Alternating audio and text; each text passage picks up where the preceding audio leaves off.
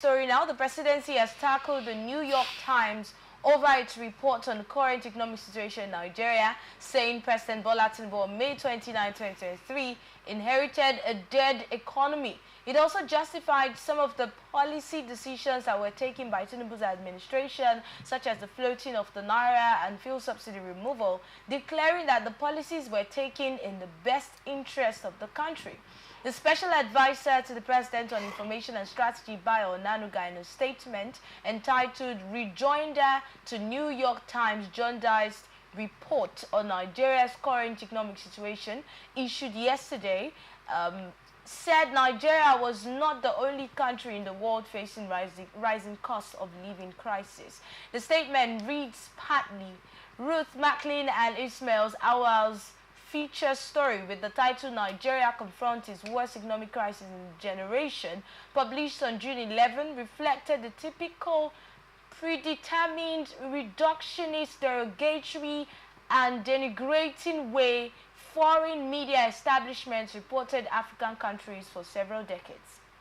Now, in their words, and I quote, most significant about the report was that it painted the dire experiences of some Nigerians amid the inflationary spiral of the last years and blamed it all on the policies of the new administration. The report, based on several interviews, is at best jaundiced, all gloom and doom, as it never mentioned positive aspects in the same economy, as well as the policies that are being implemented by the central and state governments. Now, the presidency has said that as at the time Tinubu took over government, the nation's economy was already bleeding and needed urgent measures to bring it back. Now, this is like an excuse or a backup for the policies that were made by this administration. Okay, this is why we made these policies. It's simply because from that very last paragraph, Nigeria, the economy was already bleeding.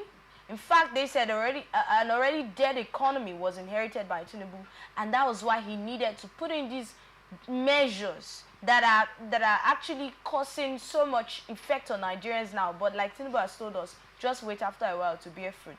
But back to this report now. The New York Times report has highlighted the effects of these present administration's policies, like the fuel subsidy removal and the rest, the effect that it has on Nigerians. And they have stated that these effects have never been seen this is the worst effect in a generation, according to that report. And now the presidency had to come up and make these statements concerning that particular report. Ambassador Ike, what do you think about this? Well, sometimes patriotism will not allow you to be truthful. And that's what I see. Because, who's not being truthful now? Well, I don't want to call any name. But I've just said a categorical statement that most times patriotism may not allow you to be truthful when it has to do with foreign interaction and foreign diplomacy. Hence, the economic bites, suffering and pains of Nigerians is evidential. You know, when things are good, it's easy to know. You can see. When somebody is suffering, you can know. You can feel it. You can see it. So the suffering of Nigerians is known globally. We are not saying that Nigeria economy is the worst economy in the whole world. Yes, I agree with the presidential spokesman saying that they should have also appreciated some effort made by the Tinubu-led administration. That's wonderful. So it makes the criticism to be not to be destructive, rather constructive. So they are seeing it as destructive criticism, and is inimical to our patriotic, image and to the image of our country. So, but my stake here is that the New York New York Times are not wrong in saying that the economic situation of Nigerians is very, very bad at the moment. I'm a Nigerian, so should I agree that the economic situation in Nigeria is good? Because you're a Nigerian. Because I'm a Nigerian. So that's why we are saying that, yes, Mr. President inherited a bleeding economy. Wonderful, no dispute about that. He has also come up with measures to see if he's going to alleviate the bleeding nature so that the bleeding will reduce. Okay, so you actually feel like the president has come up with measures to reduce the effect but the effect of that bleeding cannot be achieved within 2 years. Because why? Yes, we have seen the symptoms. We have heard about the policies. We have heard about the economic measures, right? But the truth is that how positively is it affecting us? But do you know any of the measures, like you've stated, that the president we talked about the removal of fuel subsidy. Like, is that a measure to reduce the effect of the bad economy on Nigeria? Yes, of course. That's why the fuel subsidy was removed, because it has had a kind of eternal effect on our economy. But our own advocacy is that, yes, as beautiful as the removal of fuel subsidy is, the economic pains on Nigerians, which Mr. President is aware, and also came up with palliative measures, where state government were giving resources, see how you can put up some economic relief for your citizens. We are all aware. But we are saying that all of those strategies are not having direct effect on us. For instance, in Rivers State, the government of Rivers State produce, I see 3, 4, 5, 10, I don't know whether it's up to 10 buses that carries people, right? Free buses. How many persons is it carrying? Is it applying Rumokuta or Rumola to Chioba? Is it applying, so to which route are they? So you discover that it's very, very minute. So that's why my advocacy has always been on the immediate relief of Nigerians' economic hardship. Since we have this money that is being allocated to states, since we have internal generated revenues that runs in billions, supposedly in Rivers State, every month we are having up to 50 billion by the claims of government. So I have always said, last time I said it here, the population of Rivers residents or citizens are not more than 30 million. I increased it, but by voting, understanding is 20 million. So if you have 50 billion naira, give us 1 million naira as citizens in every 3 months. Because now there is inflation as a result of the bad economy. You can no longer buy rice for 9,000 something, 20-something thousand. You can now buy it for 65, 75,000, right? 80,000. So if you share us, give us as citizens our money, we should be the first project and the best priority of every state now. Give us 1 million every 3 months, and then the remaining money. Barrister, you are laughing. And in this, within these 3 months, each month you give us. That has been my take. If you share us 1 million naira, we can buy rice even for 100,000 naira, sir. And then we can also take care of our medical bills, because medical treatment in Nigeria, in our states, are not free. Schooling, we are paying children's school fees. So I don't see, we are also paying power supply. So I do not know the area government is trying to help us that will aid us right now, rather than give us this 1 million naira in 3 months. Like I said, in that month that you give us that money, don't pay any commissioner salary, don't pay any civil servant salary, don't give traditional rulers their allocation. It's a month where all river citizens, all Nigerians will partake in their common wealth. All right, Barrister Omehe. 4 million naira in a year will go a very long way. What do you think? I was actually laughing when my friend was speaking, and then he said, "Barrister, you are laughing." I don't know that he wanted me to be crying. Anyway, what he said sounds funny somehow, but there's also truth in it. I think he's trying to project the welfare of the people. Government should care for the people. But I don't really think, please, I beg to deviate somehow.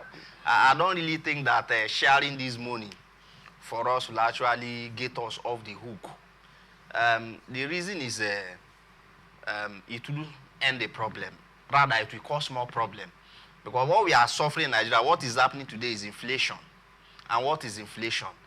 When plenty money is chasing fewer goods, that's inflation. From the little I know, you understand? So if there's a sharing of money, let's say 1 million or 2 million or 3 million, 4 million within a specific time, you and I will know that inflation will be much more hyper. Because if you give an average Rivers man who is not willing to work hard 2 million naira, take it from me that for the next 1 year, that young man would, or young lady would never have the spirit to work hard within this period. He will enjoy his money, buy beer, take drinks, do whatever he wants to do. In the next few the money is finished, and then you start asking government for more. If government gives you all the money and there's no reserve, when there's an emergency in the state, what will the government lay hand to take care of the emergency? That's an issue. Now, I think the one way that we can come out of this is industrialization. If government can come up to say, you and I know that 90% of what we consume in Nigeria is imported. If we can come out to say, let us industrialize Nigeria. Do you know why in those days, the hardship we are having now was not like that those days?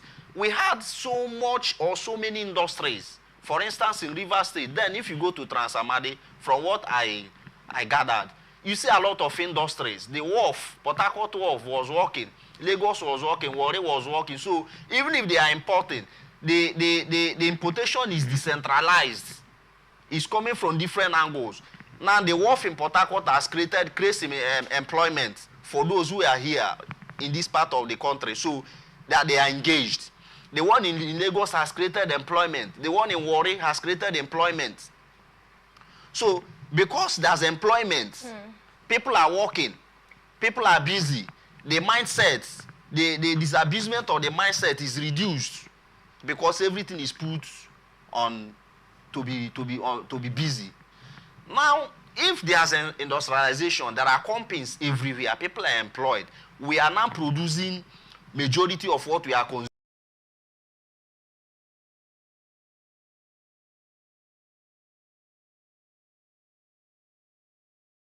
The person who imports that is paying the tariff is not the one paying the tariff. It is you and I that are paying the tariff. What does he do? He adds the price of, sorry, the amount that he pays as, he paid as on the product for you to pay. You are not paying it indirectly. So that is the more reason why we have high price of goods and services in the market. Well, if you ask me, Rivers indigents are not lazy people.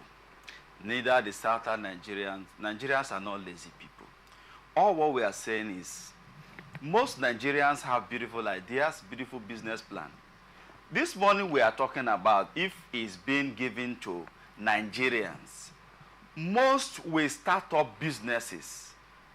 And at the end of the day, they will still be paying revenue, taxes to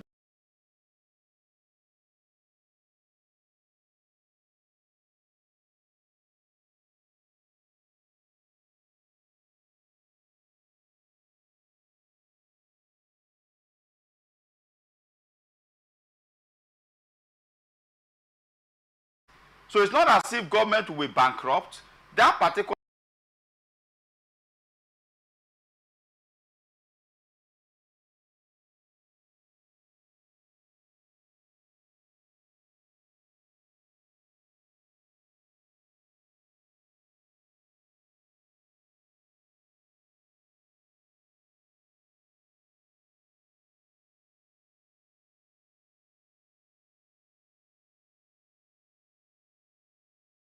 increase, the weight of, I don't know what is reducing right now. So we are saying that Nigerians need to have cash with them to survive, first of all. While the economic policies and programs of government continues, it is too slow.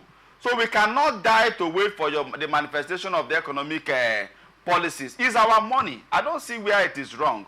So give Nigerians, if it's in the southern Nigeria, like I said, 1 million naira, some families will start up a business, and they will be paying revenues to government. We can buy rice even at 100,000 naira. We can be able to pay our light bills. We can be able to take care of our medicals. and then life can move on. How do you see this affecting crime? The inflation. No, what these Ambassador Ikie's thoughts? Because at that point, everyone will know that anybody I stop will definitely have Is money. crime rate not increasing in Nigeria already? Okay. So this one will reduce the crime, because if I have food, yes, if I have increase industrialization, of course, entrepreneurship, it will, yes, manufacturing. Yes, of course. We only need to be having programs of enlightenment. To say, okay, this 1 million naira you have, you can do this, so you can do that, and then Nigerians, we must be sincere to ourselves. We should not just create artificial inflation, right? Because you assume now that everybody is having money. So I think it's a way. Yes. Barrister, may I show you will not have a rethink on this one? A rethink about what? A rethink about the 4 million naira yearly per citizen? No. Or residents? No. So you're not even with all of the points that, okay, tell us why. It wouldn't be, I have already made my point. On crime now. Okay, how do you see on crime. Impacting, affecting crime? You know, that's something I always say. Whatever you see some persons doing, it is either they learned it, or they were born to do it, or circumstances push them into doing it. These are the three things. Now, the issue of crime, you make much money available to the people.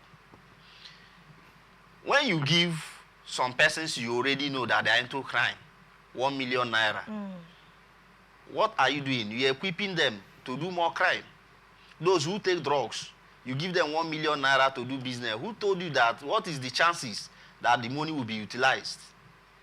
If my brother can give me, can explain to me and assure Nigerians that the chances of this money is being properly managed by everyone that the money is given to, I think I will buy into it. Well, I'm coming, sir. I'm coming. I will buy into it.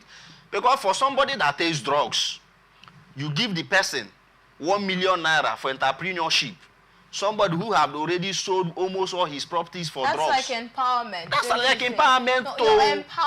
Empowering Nigerians, especially the young people, to be productive. That is his. The person you are empowering, does he already have the technical know-how to be productive? Okay, so more should be added to that. More should be added. More like what? More like orientation. Or a proper orientation, and then on that, knowing that this person you should be giving to, assuming they are giving, then those who already have something doing that has the potency or the potentials to sustain so that's like saying give grants instead of just sharing money we are to not everybody. saying this. You can't just share money. No. You see, we are not talking about entrepreneurship empowerment now. We are talking about economic relief, which is biting. If you talk about drug users or thereabout, are you saying that 40% of our citizens are into drugs? The answer is no. Currently, 40% of our youths are into drugs. Good. Now, I don't know how I can make that. I don't know how valid that is anyway. Now, you cannot say because 40%, which I assume. Oh, okay, yeah, I remember that report by NDLEA. They said it's a projection that by 2030, we might have our drug rate get up to 40%. So it's not up to 40% yet. It's about 14.4 thereabout percent. Now, the causes of this drug most times is as a result of economic hardship. It's as a result of survivor syndrome. So it's not just that somebody woke up and decided to take drugs. Sometimes frustration has led most people to take drugs. Okay, so we will get to look at this suggestion by Ambassador Ikie. It's something that should be looked into, because I'm imagining 4 million naira yearly, free money, just like that. It's not free money. It's going to. Oh, it's not free money. No, it's our money. No, money you use for livelihood. Okay. You will use it to maintain your family. But you didn't work for it. That's what I mean by free money. You work for the money. Do state government work for allocation? Okay. Well, it's our money. We are not talking about. Let me see whether I can. Let me try. Let me try to correct an impression here. Let me try. The reason why I'm saying let me try. Yes, let me try. You can't be comparing government, the right of government over allocations, with the right of citizens. And that's an office, don't So forget. who is It's an government? office. Who is That's an government? office. It means that they are working. The money is your money, yes. But you have handed this money to somebody or some persons to oversee. You can't just say, bring the money. For a betterment. For a betterment. Good. So you can't just wake up one morning and say, share the entire money. Remember, Nigeria must survive. The state must survive. What happens to the economy? The survival What of the happens state to, yes. is a priority. What happens to health? Over any other thing. education? I think we are not still getting it. What we are saying is that since you and I was born, government have been investing money in health sector. Have you been enjoying free health? No. Government have been investing money in education. Did you went on free education? No. Government have been investing money on electricity. Are you enjoying free electricity? No. I will say yes. So, no. Ask me how. Why am I saying yes? It's just a rhetoric question. Okay. Now, my point is this. We are not saying all of these things should stop. We are saying because of the time we are in, the welfare of Nigerians must be given priority as first project. We need to eat. We can't eat.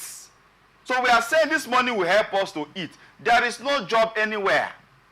This money you give to Nigerians will help them enjoy good health. They can pay for their health. Okay. This money can help some Nigerians start up some mini businesses. Which will also help the economy. Of course. Yes. Barrister Omehe, you said you're enjoying free electricity. That caught my attention. He talked about free education and health and, you know, all of those. Let me tell you one thing. Even though Nigerian government has gotten a very bad black badge over time because of the activities, that's why even when they do good, nobody cares to give them that flower anymore. Great. I went to state school too, Omudioga, my community. It's a state school, primary school. I didn't go, I've never attended a private school in my life. If you compare the fees of government school and private school, you see that government has tried to bring education closer to the poorest man in the society. Public schools don't pay fees. Maybe not all public schools. Some public schools, as I know, is a law in Rivers State. Okay, in Rivers State. This is where I am, so I'll talk about Rivers State.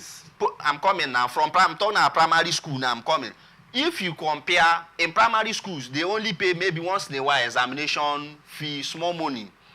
You cannot compare the fee they pay to the fee that private school pays. You see, in public school, I always tell people, they have grinded teachers, old teachers who even taught those in private schools. But the challenge is facilities, modern facilities, and care from government. But the education is there. It's now an issue of choice. Which one do you want to go to? If you want to go to private, you go. But the public is there. Actually, it's an issue of affordability. Which one can you afford? That is the choice. That's the choice. Because you might want to attend the private school, but you cannot afford. Then you make a choice. Yes, it's just a matter of. Now, if you go to, let's now talk about universities. The cost of attending a university is high. But the government has brought the school fees of state university low for us to, so that you and I can afford. If you want to go to a university like Covenant and Edahusas University, or if you want to school abroad, how much do you pay per session? The money you pay per session over there is enough for you to pay your school fees all throughout your days in UST, for instance. So government on their own. Now the question is, how is this school able to cushion the hardship of this low school fees payment by the people? It is through government that these things are done. They are paying these people salaries to ensure that people are well taught. I schooled in UST. And me going to UST has not stopped me from appearing. Nobody has said, I've never gone to court and the judge will ask, which university did you attend then? And this one, okay, private university is the best. No. These things are coming down. They are making it affordable for us. So they are, in their own part, they are also trying in that aspect. So we can't just take away that the efforts of the government completely. yes, our well-being. All right, thank you very much.